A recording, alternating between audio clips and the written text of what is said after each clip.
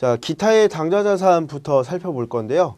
자, 기타의 당좌자산의 첫 번째로 단기 대여금 항목이 나와 있습니다. 자, 단기 대여금은요, 자금을 대여하고 그 회수 기간이 결산일로부터 1년 이내인 대여금을 얘기를 하고요. 자, 1년 이상일 때는 장기 대여금이라는 항목으로 구분합니다. 그래서 단기 대여금, 1년 이내에 이제 회수 기간이 도래하는 것을 우리가 단기 대여금이라고 하고요. 자, 주임종 단기 채권인데, 자, 여기 주임종이 주주 임원 종업원이라는 내용을 앞에 한 글자씩을 따서 주임종으로 이렇게 요약을 해놨고요. 주임종 단기 채권, 그래서 단기 채권이니까 1년 이내라는 말이 또 나오겠죠. 그래서 주주 임원 종업원에게 자금을 대여하고 그 회수 기간이 1년 이내인 대여금을 우리가 주임종 단기 채권이라고 얘기를 합니다. 자, 계속해서 미수금과 미수수익 살펴보도록 하겠습니다. 자, 미수금은요, 자, 주요 상거래, 일반적인 상거래인 상품 매출 이외에 외상거래에서 대금을 나중에 수령하기로 한 경우에 우리가 미수금이라는 항목을 사용을 합니다. 그래서 일반적인 상거래에서는 우리가 외상 매출금, 뭐 받으러음 혹은 뭐 외상 매입금, 지급어음 이런 식으로 처리하기로 했었는데요. 미수금, 미지급금 뭐 이런 것들은 우리가 우선 자산이니까 미수금 먼저 나왔는데 일반적인 상거래 이외의 것들에서 발생하는 거다. 이렇게 기억하시면 되겠고요. 자, 밑에 내용 살펴보면 사용하고 있던 기계장치 장부가액 100만 원짜리를 회사에 100만 원에 A 회사에 100만 원에 매각하고 대금은 외상으로 했다라고 하고 있어요. 그래서 우리가 기계장치 장부가액 100만 원짜리 대변에 써주면서 A 회사에서 외상으로 했다라는 말은 아직 돈을 못 받았다는 소리니까 미수금으로 100만 원만큼 인식을 해주면 되겠죠.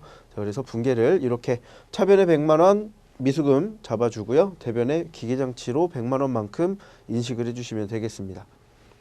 자, 그 다음 두 번째 거래 보면요.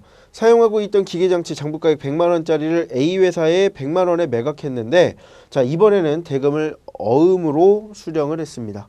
자, 어음을 받았을 때 우리가 어떻게 해야 되느냐. 자, 마찬가지 대변에 기계장치 100만 원만큼 들어오는 건 똑같고요.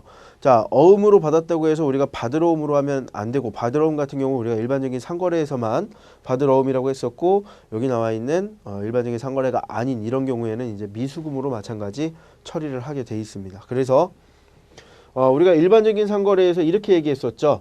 자, 매출, 자, 채권이라고 하는 이 항목은 두 가지로 나눠졌었어요. 외상 매출금, 자, 그리고 받으러음. 자, 이렇게 나눠졌었는데 외상 매출금 같은 경우는 돈을 못 받았을 때 외상 매출금이라고 했었고요. 그 다음에 돈을 못 받았는데 돈을 못 받는 거 대신 어음이라도 수령한 경우, 아직 만기가 되진 않았지만 어음을 수령한 경우에는 받으러음 이렇게 얘기했었는데, 자, 나머지 자, 채권인데 이제 우리가 기타 채권이라고 얘기합니다. 자, 이 기타 채권은 그냥 돈을 못 받아도, 그리고 혹은 어음을 받았어도 그냥 미수금으로 처리를 해버립니다. 그래서 지금 위에 나온 것처럼 외상으로 돈을 못 받았을 때 혹은 어음을 받았을 때 둘 다 어쨌든 미수금으로 처리를 한다라는 거 정확하게 기억을 해주시면 좋겠습니다. 자, 계속해서 미수수익입니다.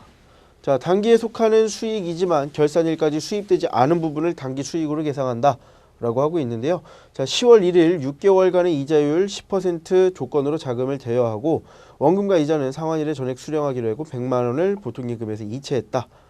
자, 그러면 10월 1일 기준으로 봤을 때는 보통예금 계좌에서 우선 돈을 이체해 준 거니까 대변에 보통예금, 그리고 차변에는 우리가 6개월간 돈을 빌려준 거니까 단기 대여금으로 처리를 해주면 되겠죠. 그래서 차변에 단기 대여금 100만 원, 대변에 보통예금 100만 원 이렇게 처리가 됩니다. 자, 그런데 우선 이자를 계산해 볼까요? 자, 100만 원에다가 이자가 10%입니다.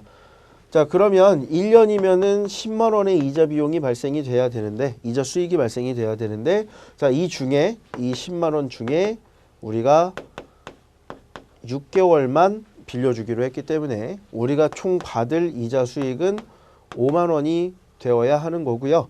자, 밑에 끝까지 읽어보면은, 자, 12월 31일 결산할 때 위 대여금에 대한 이자 미수액을 계상했다.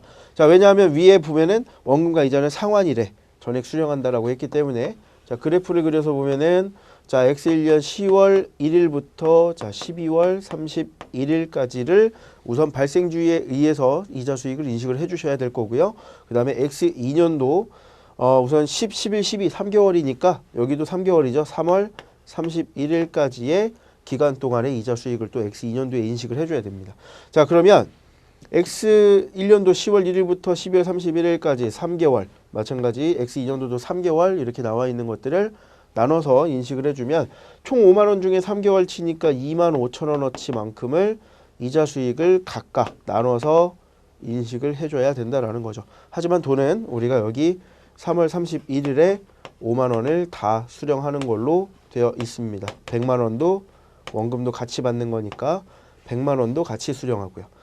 자, 어쨌든 요 2만 5천 원을 우리가 이자 수익을 인식해야 되기 때문에 12월 31일 기준으로 이자 수익이 자 2만 5천 원이고요. 자, 그 다음에 아직 못 받았으니까 미수 수익으로 자 2만 5천 원을 인식을 해주면 되겠죠. 자, 그러면 같은 분계가 이쪽에 나오는지 확인해 보도록 하겠습니다. 자, 차변에 미수 수익이 2만 5천 원, 대변에 이자 수익이 2만 5천 원 이렇게 계산이 됩니다.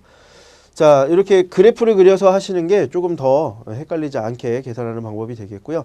좀 주의하셔야 될 게 하나 더 있습니다. 자, 12월 31일 기준으로 10월 1일부터 12월까지 몇 개월이냐라고 하면은 꼭 12에서 그냥 10을 빼버려서 이제 2개월이다 이렇게 해버리는 경우가 있어요. 그러면 이 한 달 차이가 이 이자 수익으로 인식할 금액에 영향을 주기 때문에 꼭 손으로 세보시는 걸 권장해 드립니다. 10, 11, 12 이런 식으로 저도 손으로 항상 세고 있는데요. 꼭 이렇게 계산을 정확하게 하시는 거를 습관화 시키셔야 하겠습니다.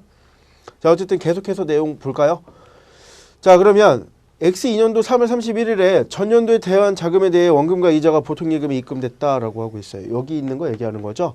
자, 그러면 이 부분은 분계를 어떻게 해야 되느냐. 자, 우선 보통예금에